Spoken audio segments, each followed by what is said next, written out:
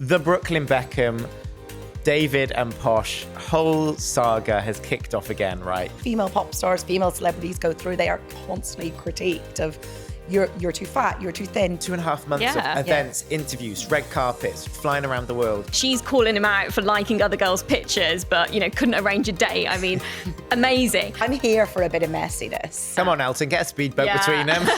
Get your rubber dinghy out.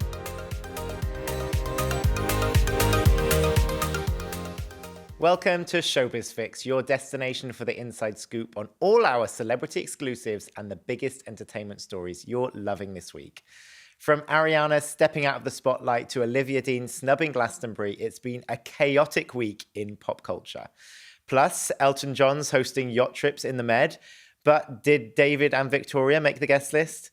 Brooklyn and Nicola are still going strong, but can the same be said for Love Island's Yulia and Lorenzo? But first off, I want to talk about Ariana because she's obviously on this big tour. She's about to go to #1 with her album Petal. But there's been a lot of discussion since this statement came out at the weekend saying that she was going to be taking this break from the public eye. First of all, are you surprised? I'm a bit, because I think the thing is, I'm a bit of a theatre girly, and I was really excited when Sunday at the Park with George was announced with Ariana. But it was supposed to go on sale in May, and then they kept pushing it back. And people in the theatre sort of social media world were saying, is she going to pull out? So I've sort of been slightly skeptical. So I think I'm not that surprised, to be honest. I'm just hopeful she'll still do those concert gates very selfishly because I want to go. Yeah, and it is, what we're saying, 10 nights at the O2, which for any artist, never mind someone that's just come off doing Wicked, going straight into one thing after another, doing 10 nights at the O2 on top of all the other dates she's already done.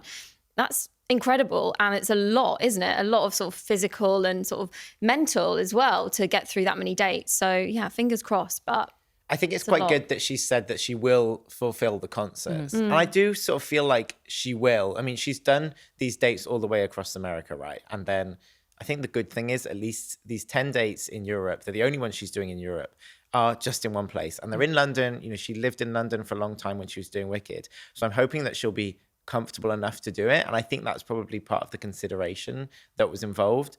But it's sort of concerning, isn't it? Because, there's been a lot said. And then, she then came out on stage in Chicago this week and sort of made this sort of statement on top of what had already been said, where she said that, the decision wasn't reactive or impulsive and it had been decided in advance. And I guess the timing was interesting because it did just seem a bit like, why are you announcing it now before the London dates have happened? Why wouldn't you announce it at the end of the tour? Is that what you thought too? Because I just thought that was a bit of a strange thing to do. Do you think it's because, either they're going to cast someone else in the play and they want to actually get the tickets on sale so people can buy them, or is it just a bit burying bad news? Because then it's almost like we're all talking about it now. I think it's next weekend. It starts 15th. So by next week, hopefully that'll be old news and it'll just be all about her hitting London. The tour is sort of my theory on it. Yeah, I agree with that. I think, we'll see all these pictures from her at the O2 and then hopefully by that point, there'll be less speculation about, can she go through with doing this big sort of West End show as well? But I'm really looking forward to the tour. I think it'll be great to see her and just hear what she has to say actually on stage in London. Obviously, as you say, we've heard from Chicago. So. And what do you think the break actually means for her? Do you think she's going to have a lot of time off? I just wonder, is she going to get, I don't like to discuss women's weight, but she's very thin and, she's gone through a breakup. We all know the Wicked tour and the film really took its toll. So maybe it is just actually concentrating on herself. I don't know whether that means actually getting professional help or just time away, but I'm sort of hopeful that she does just take care of herself a bit. I mean, she's been through a lot when you think about sort of coming off the back of the Manchester bombing and, losing a partner. That's a lot to take for someone so young. Yeah, she definitely needs that time away. She needs to do just full-on detox, I think, and then come back when she's feeling, stronger mentally and physically. Yeah, because obviously she's already filmed Fockers-in-Law, which, is another big film that she's going to do. And I think the word on the street is that she's really just not going to be involved in the promotion of that now because she needs to have this break. But I think it'll be really interesting to see, how long this break goes on for, whether she does sort of disappear in some ways because, as a celebrity, that can be really hard to do. Adele, I think, is one of the only celebrities really that feels like she can disappear. Yeah. But I think Ariana needs it. I mean, even after the Manchester attacks, it was like a year later she was back on, releasing music and doing stuff. And I really feel like she's never in her career had a proper break. And I think she's probably a bit of a workaholic. She loves it. And, if you get offered something like Wicked when you're, obsessed with it, and of course you're going to do it. And she was so happy to do it. But I think, coming from that to doing an album, then going to do the promo for the second film, then doing another album, then doing a show, it's like a lot, I think, for anyone to take. And I think people don't maybe understand the toll that would take on you, as well as having everything being spoken about online. And I think it's kind of reflected in the music video to her song Petal, which sort of started a lot of this conversation in the last week, really pushed it again. Have you watched the Petal video? What did you think? I just thought it was really sad. Like, I thought the bits with the writing where it's saying lose more weight, have more work, have less. I mean, that is what female pop stars, female celebrities go through. They are constantly critiqued of, you're too fat, you're too thin, do this, do that. Like, women cannot win no matter what they do. Women in spotlight, women in normal life. And I thought that was a really clever way of encapsulating that. And I thought it was a good video. I love a video that says something. Yeah. And I think, as you say, you can do no right, you can do no wrong. But if she does take this break, she'll be out of the spotlight, hopefully no one there to scrutinize her, and then she can come back and choose what she wants to do afterwards. But I'm really excited about the new film as well. I think it'll be great to see her in an acting role again. Obviously, we all loved her in Wicked. So, yeah. And a comedy as well. Yeah, I've heard great exactly. things. I know some of the stars have said she's really funny in it. So I think it'll show people her in a different light. Yeah. I think she has got great comedic chops. And I guess the only shame about if she doesn't promote the film is that, like, sort of, I think people would love to see that side of her because, that's a character, obviously, but her personality really shines through in that way. And actually, when you think of the music, a lot of the music is a completely different side of her, even in Petal, she's sort of singing about how it's an effed up situation and how, she's expected to use her private life to sell music. And she sang about that in Yes And off the last album as well, where she was like, why do you care so much who's that I ride? And it's like, it is that, I think, when she's like, oh God, everyone speculates about my life so much. But then she does flip-flop between the two because I guess Thank You Next was all about her love life and naming all her exes in it.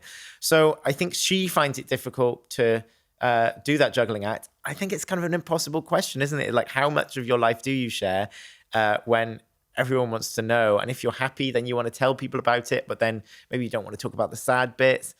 And it's really hard. So I feel sorry for her in that way. And I think that's why it makes total sense that she'd want to do more acting, because it means you're playing someone else and you don't have to like lay yourself bare all the time, right? And I think that is probably part of the reason why she's found herself so like exhausted by it all, because it is just a lot to put yourself out there that much. I think that's it. And I think the thing is, when we think about, she did those 2 Wicked films back to back, but she also was on the sort of award trail, and like campaigning to try and win an Oscar is quite hard as well. Like, you've got to go to all these events and these parties. It's not just one night. And I know that's not like, oh, you've got to go to these parties, but it's like every night getting dressed up, putting yourself out there. It's like 2 months of, or 2.5 months of events, interviews, red carpets, flying around the world, going to all these things. It's like, wow, you don't really have a life, and all you're doing is, it's not. I don't think that's a fulfilling, way to spend your time, is it? No, not at all. I feel like she needs to do a Taylor Swift and be baking sourdough in her nice little cottage somewhere. I mean, Taylor is someone who does sort of navigate that sharing her life really well. Yeah. And like, sort of, she puts what she wants out there, but she also disappears when she wants to and can't be seen. So hopefully Ariana does a bit of that. Yeah, and I think Ariana obviously has so many people in the industry who love her. Like, lots of huge superstars, look up to her even. Yeah. And I would hope that a lot of those people would then sort of reach out to her now and, offer some help, because I'm sure she'd appreciate any tips on how you can disappear for a bit. Definitely. And how to switch off, because after working for, how long has it been that she's been a pop star? At least 15 years. Yeah. How do you switch off? That's kind of an impossible question as well, isn't it? It'll be really interesting to see what happens. I mean, I would have loved to have seen Ariana headlining Glastonbury next year. Obviously, that's not happening. But this is the big question now. Obviously, Glastonbury didn't happen this year. It was a fallow year. But all eyes are on 2027.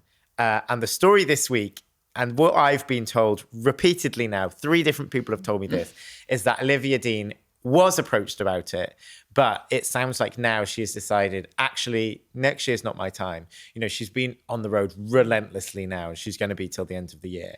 And what I was told is that she'd sort of said, look, I'd love to headline Glastonbury, but I think next year I need to take some time, write some new music, and come back with another, more music and another album or something. And I think that is, there's high expectations, isn't there? And there's sometimes those people who are a bit naysay about if you're, headlining Glastonbury on your second album. You know?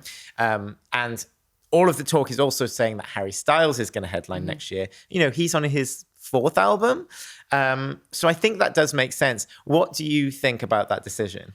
I think it's probably the right one. I do think she's too sort of early in her career for it. Does that sound, I don't know, when you think of like Paul McCartney or like, they're talking about Madonna and stuff like that. Like these are people who've been going for like before I was born. So I went to see Olivia at the O2. I absolutely loved it. She's number 1 with Rein Me In. And it's like, well, yeah, she's obviously got the kudos to do it, but I just don't think, I agree with her. It's not her time because once you've done it, you've done it. Like, so I'm like, one more album wouldn't hurt. Yeah, I think that too. I think by next year, obviously this Art of Loving album has been a huge hit. You know, every time I scroll on TikTok, one of her songs come up. But I think we do need more music. And I think for her to really put out an album that, you know, is on the same level as this one, she needs that time. You know, there's no point rushing out of an album. You know, she can do Glastonbury, I'm sure, in another year. They'd love to have her back. So I think she's made the right decision there. It's also a bit like when Dua Lipa had Future Nostalgia. It was a huge record, right?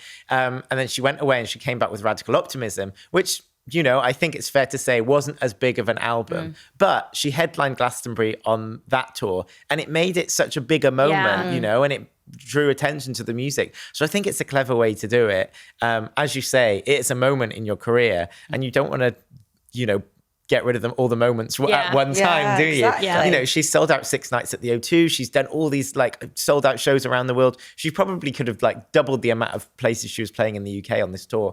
But I think her team are probably cautious. And I think she is too. She's very knowledgeable. She's been in the game a long time. She's seen how it works.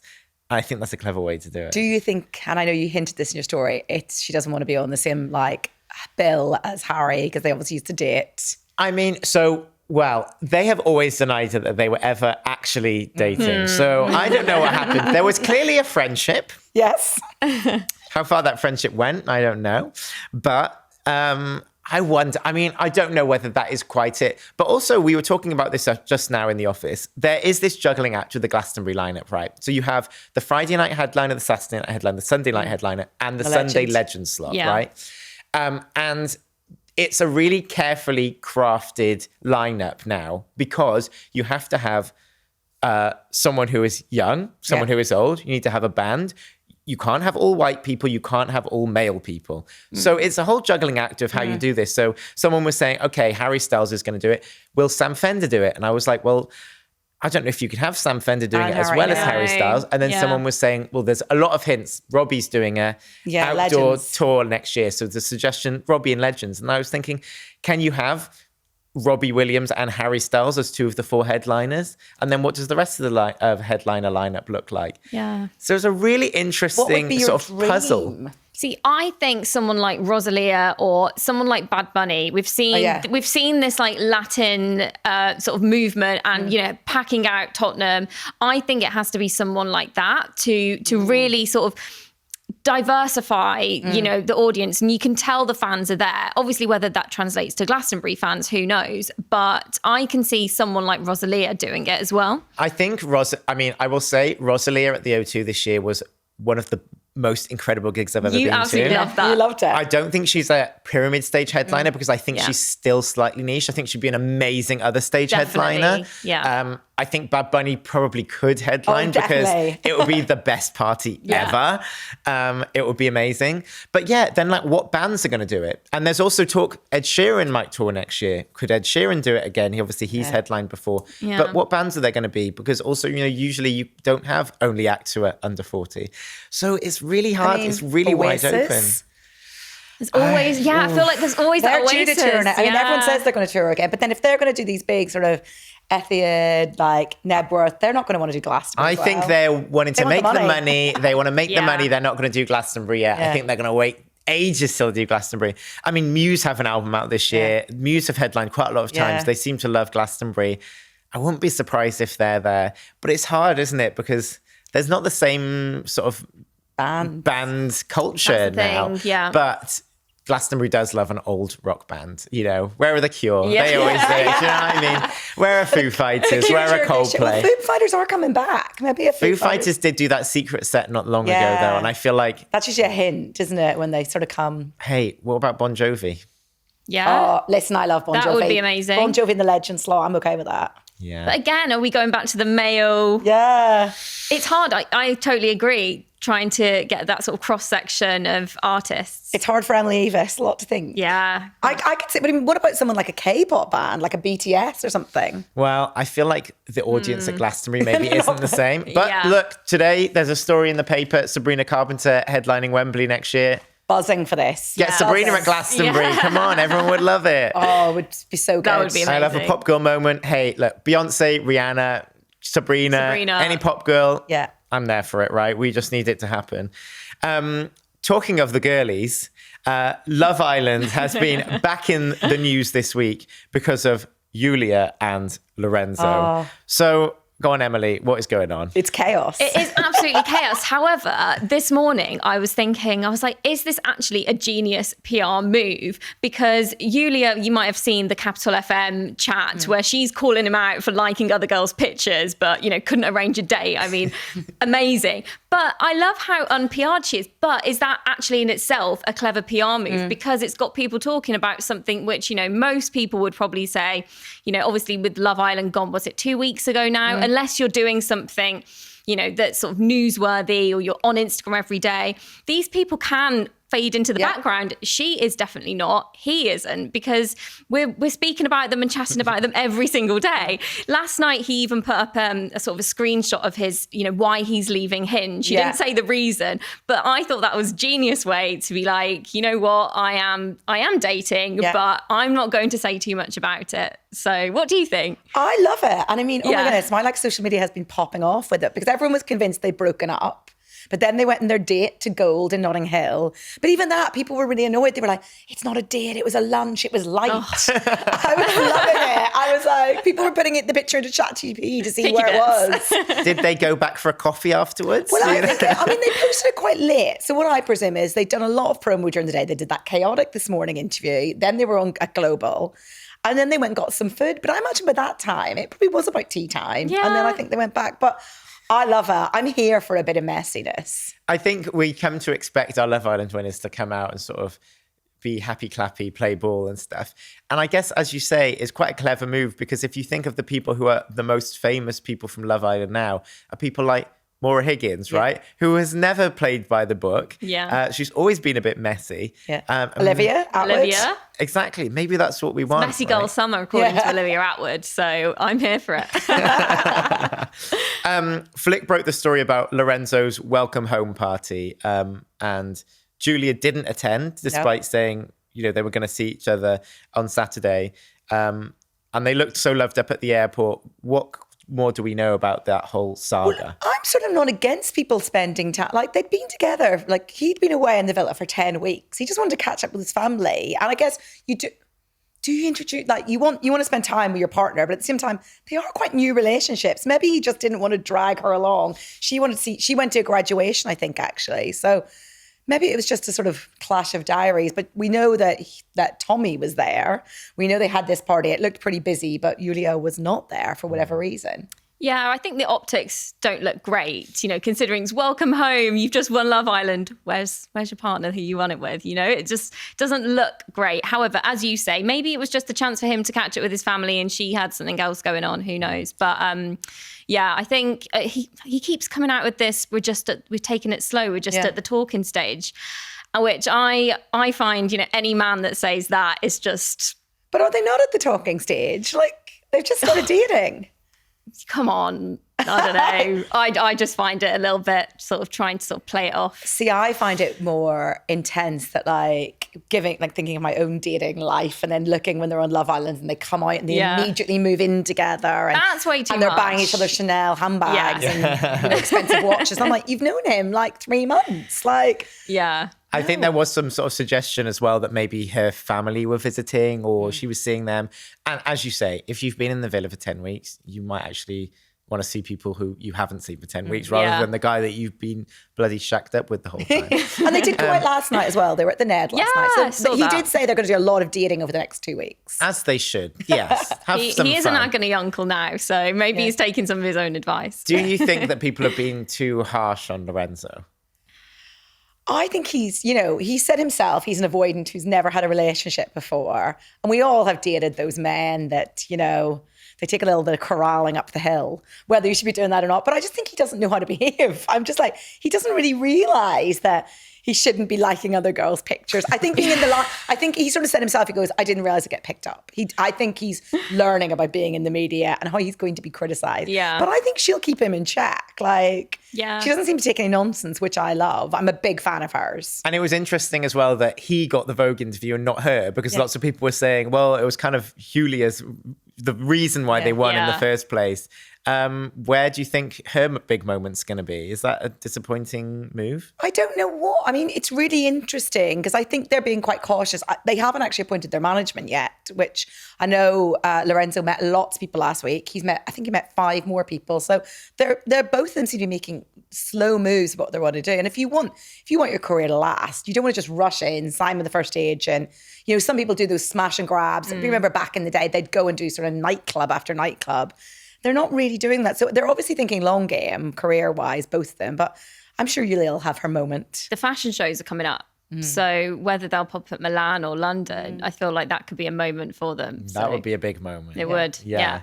Let's talk about Murphy madness. Are we surprised that Priya and Aidan are still together? Listen, they might outlast everyone. I'm putting money on it. It makes me think about the edit. This is because I'm like, they seem really quite happy together. He's been around hers, hanging out with her sister, doing TikTok videos, and she was at the Murphy house and hanging out with them. So I'm like, did they maybe get on better than we actually saw on screen? Because it always seemed like she quite liked him. He was a bit like, she'll do. But I'm sort of like, they seem quite into each other. Yeah, it's a real friendship that's blossomed, isn't it? And as you say, maybe there's a lot more that we didn't see. But I think they're really likable. I think people really, really like them. So I'm looking forward to what they do next. And Yasmin and Tommy went on Not My Bag as well. Yeah, love that. Yes. Joe, big fan of Joe Bags. Love him. Yasmin confirmed that she did, in fact, kiss Joel in May. Were you surprised by that they actually crossed paths beforehand? No, not because of that picture. There was that picture of them sort of looking coupley. I mean, I just think anyone who thinks Love Island is 100% trying to find the one is just foolish. Of course, they're trying to get their deals and their careers. And I don't really believe in the love. And I love it when people do fall in love. But yeah, I mean, Molly Smith getting married to Tom Clare, I love that. But I'm okay with them not finding love. I think it's just telling those little sort of white lies early on. I think it's not, you're like, that's going to get found out, isn't it? Maybe, if you were going to sort of tell a little porky about anything, maybe it wasn't that. But yeah, I agree with you, Kelly. If you find love, it's a bonus. But it's a good sort of career launch pad, isn't it, at the end of the day? Talking of lovely White Isles and holidays of Love Island to Saint-Tropez now.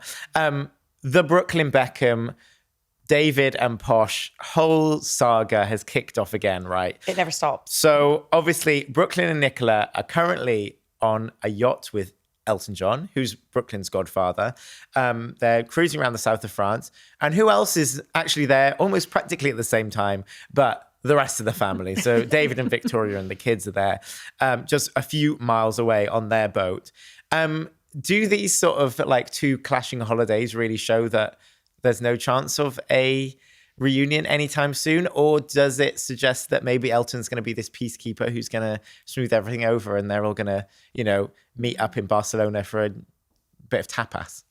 Look, I think there's, how much could they have sailed around the world? There's, why would you choose the same place that your estranged parents are at? They were at Saint-Tropez just days apart. I mean, I think it's a big, we can be so close to you, but even then we don't want to see you.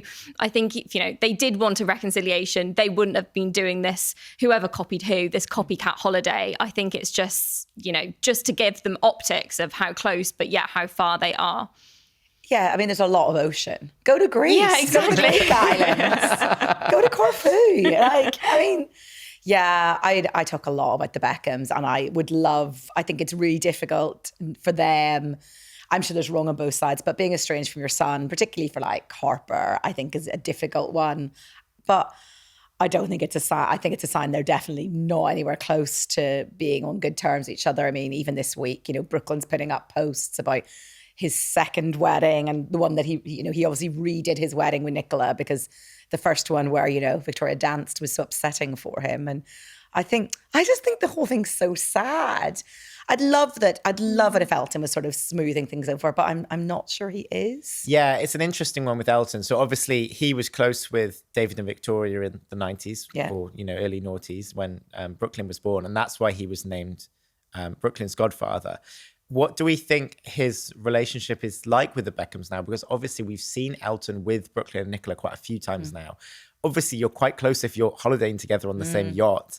And, there has been this suggestion that he's the peacekeeper, but do you think that's the case? Or is it that he's sort of picked Brooklyn's side in the situation? Because as things stand, it doesn't look like there's any reconciliation coming soon from anything Elton's done, right? I feel like probably he's taken a side. I think it's interesting that Elton is also very friendly with Meghan and Harry, who live quite a similar situation of being estranged from their family in America.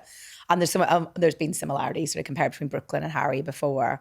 So I don't know. I know Gordon Ramsay was definitely trying to make some peace there. And I know a few other people behind the scenes have been trying to sort of smooth it out. But I'm not sure about Elton. I mean, we haven't seen him with David and Victoria in a long time. So I think if I was to see him popping over to their yacht, I'd be a bit more confident that he was going to make amends for both of them. Yeah. Come on, Elton, get a speedboat between them.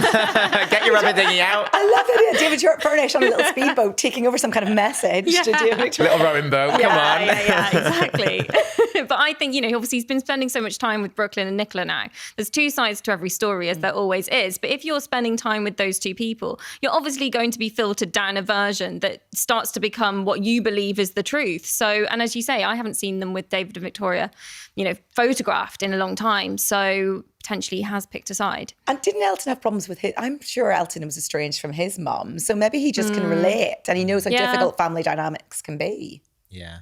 I mean, also, Elton is a gay man who loves the drama. So I think... He's getting the tea. I think he wants the gossip. Realistically, I think that's part of it, Anyway, so we're going to go on to bin or binge now. I want to know what you're loving and hating this week. Go on, Emily. What are you binning this week? I am binning. So on the topic of Brooklyn and Nicola, they have put up this post celebrating their wedding anniversary, but very cleverly on the sort of vow renewal, not the wedding that David and Victoria were at. So I think that is a very subtle twisting the knife there. And yeah, I just think that's another thing to add to that Beckham family feud. But I am binging. So Olivia Attwood, our fave. Yeah, we love her. She has done this gorgeous Cosmopolitan shoot. And, she's sort of in this like, what would you say she's in? I don't know, it's very see-through, very sexy outfit. Yeah. And she's also opened up about her and Pete Wicks. And she said that they're one PDA away from exile from their friendship group. So, yeah, I think, all for them. You go for it. You've had to hide it for so long. Like, you may as well just go all out now. So that's what I'm binging this week. What about you, Kelly? Like I should bin PDAs. No, I am binging. So I went to the paddle tournament at the Olympia. It's the first time they've had it. And it's basically like a Wimbledon for paddle. I've never played it. I've never watched it. And I loved it. 3 sets and it's done. And I really enjoyed it. It was quite exciting. And I think it's going to grow and grow. And it's also like the sport of celebs now, isn't it? Like Stormzy plays it. Gary Barlow plays it. Jack Whitehall is very good, apparently. They all love it. I love it. So I think there'll be I think as this tournament grows and it's on all week, I think celebrities will go to watch. So I enjoyed that. I got a bit of my whites on and went on, had a sandwich, bit of afternoon tea. Loved that. And then I'm binning people fighting in your social media comments. It's like notification. And then you look and it's just people being horrible to each other and nothing to do with what your post is. They're just basically insulting each other's appearance. And I'm like, keep it on topic, please. Yeah. I love the engagement. I love the chat, but do what it about the post. Don't just offend each other. It's so rare. I actually I went to Wilderness Festival at the weekend. And I put up a video of Annie Lennox performing.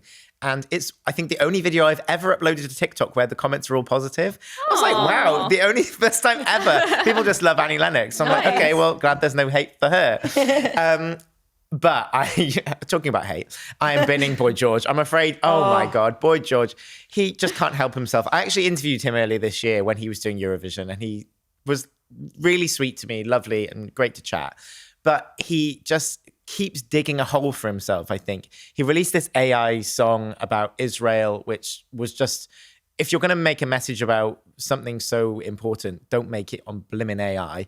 And then he now is not going to be in Jesus Christ Superstar as he was meant to. And now he's like arguing with people online saying, Dua Lipa wants to wipe out Israel. And he's like quoting these like fake news sites that have said it. And it's like, she's never said that. At least if you're going to make an argument, like, get your facts straight, you know? Yeah. I just feel like he is being sucked down a rabbit hole and he needs to probably Put the phone down. Put the phone down, like touch some grass, you know? But I am binging. I mean, this is my favorite story of the week, just because we don't really know that much about it. But the fact that Molly May said that Bambi, her very young daughter, put someone in a headlock at Pizza Express. I'm like, amazing. How old is Bambi? What, 3 years old? Three. There's memes of like John Fury. Have you seen those being like, he's obviously talking about Tommy or Tyson, but everyone's like him talking about Bambi. Yeah. I love the memes where it's Bambi and Prince Andrew. Because obviously Prince Andrew said he went to Pizza Express and walking. Oh, gosh. I mean, it's just the fact that those Fury genes are in there. And I mean, she's not genteel. She's going to be a female boxer, isn't she? I mean, by the sounds of it, she's got some aggression in her. What was it? She liked to bite people, didn't she? She wanted to bite Emily. Yeah. And now she's putting them in a headlock. I'm like, okay, she seems fabulous. I want her to have her own reality show. I actually don't really care about Molly May. Sorry, babe. Let's get Bambi on one instead, because I want to see the drama. Like, imagine if we had that footage of her. In my mind, it's like a 40-year-old waiter that she's like really got there. So I just hope that's the case. I really enjoyed that. I loved it. Well, this has been great. I've really enjoyed it. That's been your Showbiz Fix for this week. Remember to subscribe to us here on the Sun Showbiz YouTube channel for all the inside TV and celebrity gossip. See you next week.